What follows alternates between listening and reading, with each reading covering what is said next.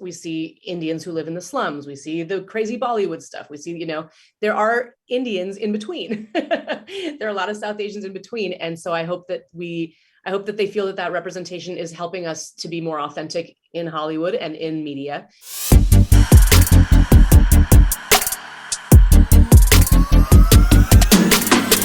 Hey there, it's Kristen, and today we're speaking with actress Sophia Ali and director Geeta Malik about their film India Sweets and Spices. I hope you enjoy the conversation. I loved this movie. I mean, it was so incredible, and I'd love to start with you, Geeta, and just talk about where the inspiration for India Sweets and Spices came from. It's very much based on my own childhood, growing up and going to these dinner parties with my parents.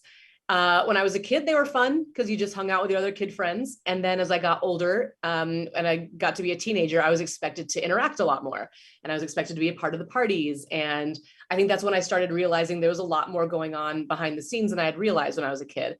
And so that was sort of the inspiration for the film. And, starting with Alia, Sophia's character, that's how it began. It began from the teen perspective. And then I became a mom while I was writing the script because it took a really long time to finish the script. And so I had this other perspective from a mom looking back now and the teen looking up at the mom and saying, well, who were you before you were mom? And I just wanted to explore the sort of depth of character that came with that. How many scripts did you write before you wrote this? Oh, like how many prior movie scripts? 3 or 4, maybe. They all take that much time, or this one took a really long, because I had kids in between. That's like right. That was part of it. But also probably because it was so close to home, maybe. No, because I think my first film was also very close to home. The Road Trip, I made a feature for no money, but this one I think I wanted to do it at a certain budget level, and it took a long time to get the resources. Now, for you, Sophia, what interested you in joining this project? Just a chance to represent the culture I grew up in a light that in a way that I relate to, because Alia is a very outspoken type, and I don't see Indian women being portrayed that way a lot, and it was cool.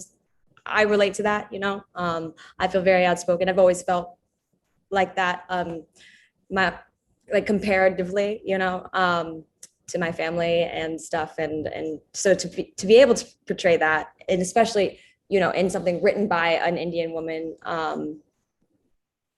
was really, really cool. Something I thought was really interesting was there's this storyline with Alia's parents that, I don't know, kind of felt like they paralleled a storyline that you also had in the wilds with Fatin's parents. And I was curious, what is it like to tackle that, but from two different characters' perspectives? I think it speaks to that cultural barrier is a different expectation when it's arranged versus, love. And I think that that's basically what I find myself as a kid, a brown kid,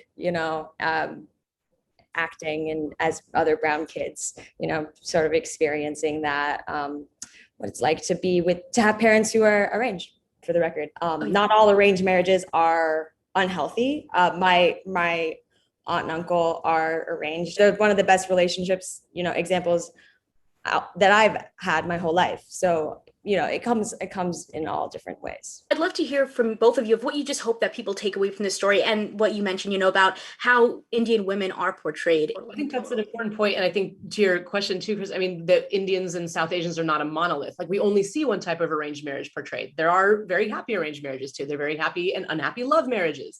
Right. So, I think representation is really important. And I think what I hope people take away from this film is that, there are, we see Indians who live in the slums. We see the crazy Bollywood stuff. We see, there are Indians in between. There are a lot of South Asians in between. And so I hope that they feel that that representation is helping us to be more authentic in Hollywood and in media. But I also hope specifically from the film, I hope people feel empowered. I hope people feel uplifted.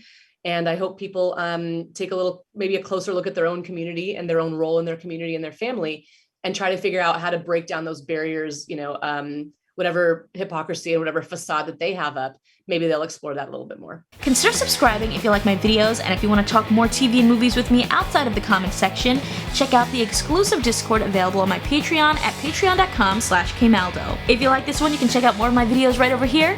See ya!